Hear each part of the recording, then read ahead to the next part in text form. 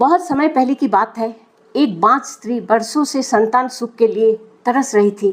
दिन रात वो अपनी किस्मत को कोसती रहती। सभी मंदिरों का पूजा पाठ करती थी, सभी मंदिर में जाके अपना माथा टेकती थी, उपवास करती थी, परंतु उसके आंचल सुना ही रह गया। समाज में उसको बहुत सारा ताना भी सुनना पड़ता था। अब उसका अपना भीतर बहुत ज़्यादा पीड़ा होने लगता ये सब बात सुनने के बाद। प्रतिदिन वो जाकर मंदिर में बैठा रहता था और भगवान के सामने बोलता था, हे प्रभु मेरा गोद भर दीजिए। एक दिन उस स्त्री ने देखा उनके दरवाजे में एक सिद्ध पुरुष जोगी जी भिक्षा मांगने आए हुए हैं।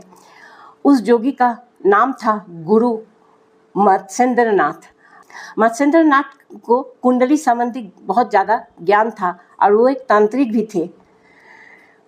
उन्होंने उनसे पूछा कि आपको आँख में आंसू क्यों आता, आप इतना उदास क्यों हैं? तो वो स्त्री बोले, हम दुखी इसलिए हैं बाबा, मेरे पास कोई संतान नहीं है, भगवान हमें कोई संतान नहीं दिए हैं। तब उन्होंने कहा कि ठीक है, आप मत रोइए, आइए मेरे साथ। देके उन्होंने अपना कमंडूल से एक मुट्ठी राख निकालकर उस राख को उस स्त्री का हाथ में दे दिए। सौंपते हुए कहा कि ये कोई साधारण भभूत नहीं है, इसे पूरे श्रद्धा के साथ ग्रहण करना, तुम्हारी मनोकामना जो है जरूर पूरी होगी। इतना कहकर गुरुदेव चले गए। उस स्त्री ने भभूत को ले तो ली, पर उसको लगा कि ये राख से क्या होगा। ये सोचते हुए उन्होंने उस राख को जहाँ गाय का गोबर फेंका जाता था उस गोबर के ऊपर फेंक दिए। ऐसा करते करते दिन बीतता गया, 12 साल बीत गया। फिर एक बार वो गुरु मत्स्येंद्रनाथ उस गांव में आए। आकर सीधा उस स्त्री का दरवाज़ा पर गया, जाके पुकारने लगा। वो स्त्री उन्हें देखकर चकित हो गए। गुरु ने मुस्कुराते हुए कहा, अच्छा माँ, अब तो तेरा पुत्र 12 वर्ष का हो चुका होगा। वो स्त्री रो पड़ी, अपने अपराध स्वीकार करते हुए कहा, गुरुदेव मुझे क्षमा करें, मैं संदेहवश वो भभूत गोबर में फेंक दी। ये सुनकर मत्स्येंद्रनाथ ने थोड़ा सा शांत भाव से बोले, चलो उस स्थान पर मुझे ले चलो जहाँ तुमने उस भभूत को फेंकी हो।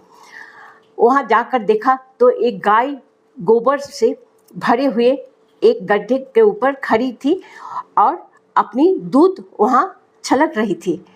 ये दृश्य सामान्य था। गुरु ने मुस्कुराते हुए उसी गड्ढे की ओर देखकर पुकारा, बेटा बाहर आओ। जैसे चमत्कार हुआ, गोबर से भरा हुआ उस गड्ढे से एक तेजस्वी बालक दिव्य प्रकाश के साथ घेरा हुआ बाहर आया। एकदम 12 वर्ष का ही वो बालक दिखने में लग रहा था, बहुत ही सुंदर दिखने में लग रहा था। उसका चेहरा पर एक अद्भुत तेज था और वो सीधा आकर गुरु मत्स्येंद्रनाथ के सामने हाथ जोड़कर खड़ा हो गया। गुरु ने मुस्कुराते हुए उसे आशीर्वाद दिया और कहा, तू ही मेरा शिष्य बनेगा। ये बालक और कोई नहीं बल्कि गुरु गोरखनाथ थे। उनका जन्म गोबर के स्थान से हुआ था, इसीलिए उन्हें भगवान गोरखनाथ के नाम से जाना जाता है। इससे यही निष्कर्ष निकलता है कि चमत्कार वही जन्म लेता है जहाँ उम्मीदें मर चुकी होती है। नमस्कार मित्र।